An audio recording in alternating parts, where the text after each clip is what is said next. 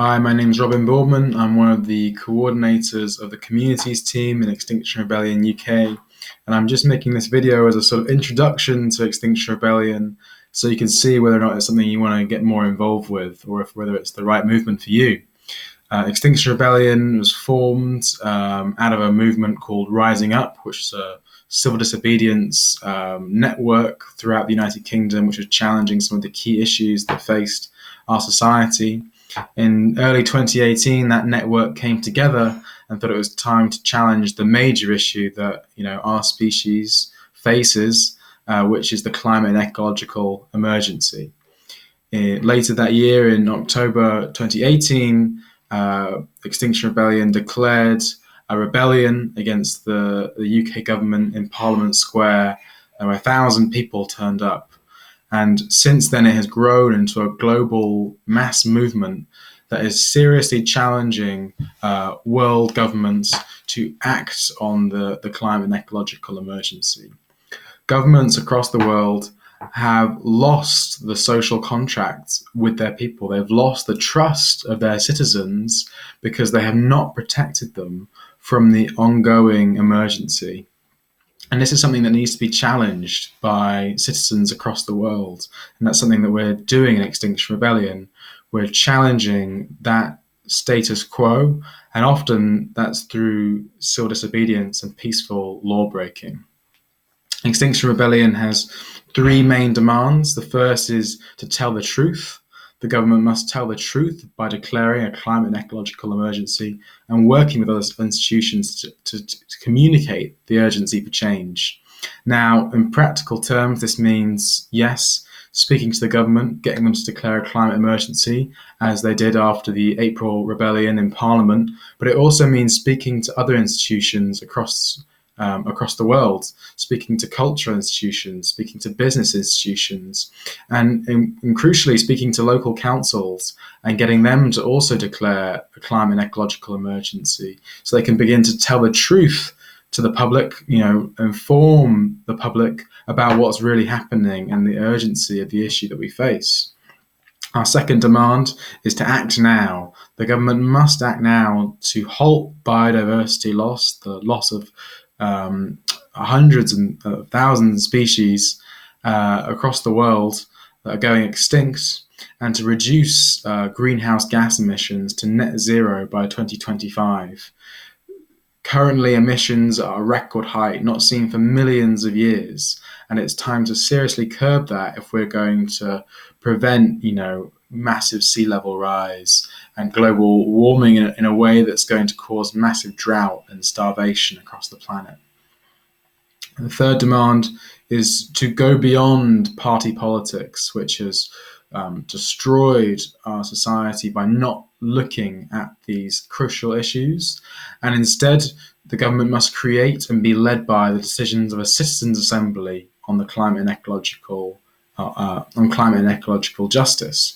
Now, a citizens' assembly would be decided through sortition, which is the process of random selection throughout a population that is then representative of that population. So in the UK, for example, it might be 50% female, 50% male, with a 13% population from a black or minority ethnic background.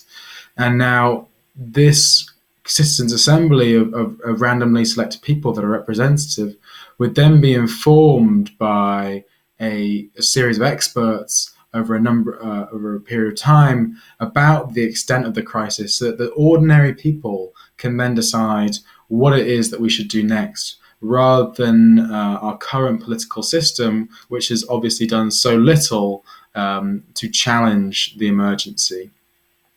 The Citizens' Assembly is to go beyond this party politics system and into a new form of democracy that can properly challenge the issues that we face.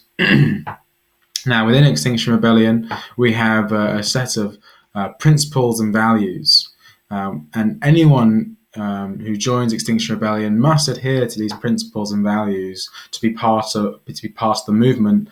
And these are the following. So we have a shared vision of change, creating a world that is fit for generations to come. We want to bring people together into this mass movement and create a world that, as indigenous people in Northern America say, is to kind of create a world that is fit for 8 generations to come, to think about the future of the survival of our species and of other species across the world. We set our mission on what is necessary, mobilizing 3.5% of the population to achieve system change, using ideas such as momentum-driven organizing to achieve this. So this figure, 3.5%, is from a study of research around what is the number of people needed within a population to cause system change. And it was over 150 years. This study was conducted, or it was analyzing a 150-year period, and this is the figure that we need to really challenge the status quo. And when we do that, we need a regenerative culture, a culture which is healthy and resilient and adaptable for the emergency that we're facing. We're in a dire situation, and we need to be emotionally resilient and look after ourselves as we do this work. We need to openly challenge ourselves and our toxic system. So often what we do in Extinction Rebellion is go out and do things that we've never done before. We go out on actions. We go out and knock on someone's door or speak to someone on the phone we've never spoken to before. And sometimes that can feel uncomfortable. We have to leave our comfort zones, though, if we're properly going to challenge the bonds that keep our society in this period of collapse, in this toxic way. And whilst we're doing that, we value reflecting and learning, looking back at the mistakes we might have made or what went well, and following a process of always thinking about reflecting and debriefing. We try and suggest that at least 20% of the time that we are doing work in Extinction Rebellion should be spent debriefing and focusing on what went well and what didn't go so well, so we can learn for next time. We welcome everyone and every part of everyone. So we're always working to make spaces that are accessible for people from different backgrounds and communities, and welcoming everyone into that space, an idea of radical inclusivity, making sure people feel welcome. But it's also important to say that we don't welcome all behaviors in those spaces. So we have lots of local group agreements, people who have different rules about their spaces, things quite simple like not talking over each other and raising our hand to speak, to make sure we can all have our voices heard and not just the privileged in our society. And speaking of which, we actively mitigate for power. So we're trying to break down the hierarchies of power that currently exist within our society to make sure more people can participate and be part of the movement and have voices that have not been heard, been marginalized in our society to the forefront.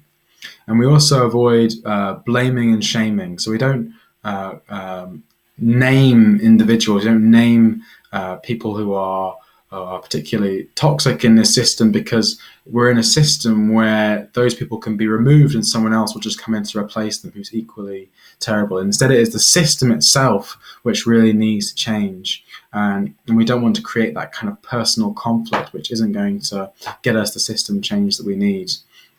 We are crucially a non-violent network. So we use non-violent strategy and tactics through civil disobedience and actions to bring about the change that we need.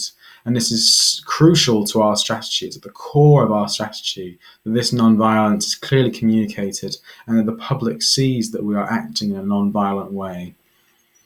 And finally, we are based on autonomy and decentralization. So we're building the structures that we need to challenge power. And often this is done through small groups that go out and act within these principles and values. And as long as those groups are promised to adhere to these principles and values, then they can act in the name of Extinction Rebellion. And that decentralization of power is crucial for the empowerment and creativity of groups and people going forward to act. And this is something of how we've grown so quickly as a movement, is we've really encouraged that autonomy and that empowerment of people. So if you're feeling like this is the kind of thing you want to get more involved with, if something of these principles and values are really clicking for you, or maybe you've just got questions about some of the other ones, there'll be a series of videos to talk you through more steps within this. And it's a good idea to get involved with your a local group in your area. We've got groups all across the world now in Extinction Rebellion, and there might be one just near you. I know there's definitely quite a few now in the UK and in Europe and all across the world. So just check out on the map on the website to try and find a local group near you. And it's time to rebel for life. Thanks for watching.